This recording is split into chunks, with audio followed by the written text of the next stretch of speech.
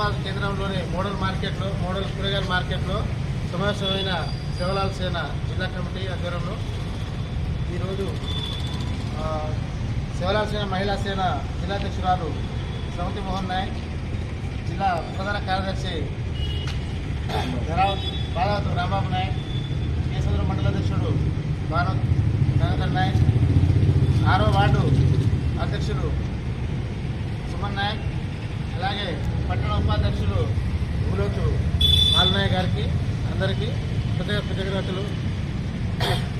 ఈ శివలాల్ 285వ జయంతి జిల్లా వ్యాప్తంగా రాష్ట్ర వ్యాప్తంగా అందరూ ఒకే రోజు జరుపుకోవాలని, అలాగే ఇందులో ప్రత్యేకంగా ఉపాధ్యాయులు కానీ ఇతరత్ర శాఖలు పనిచేసే ఉద్యోగస్తులు కానీ ఆల్రెడీ మనకు ప్రభుత్వము ఐచ్ఛిక సెలవు ఇచ్చింది కాబట్టి అందరూ ప్రత్యేకంగా పాల్గొని ఈ యొక్క జయంతి ఉత్సవాలను విజయవంతం చేయాలని, ఇంకొకటి ఏంటంటే ప్రతి తండాలలో మండలంలో కాకుండా ప్రతి తండాలో హర్ ఘర్ భోగ్ భండారం చేయాలని పిలుపునిస్తున్నాము.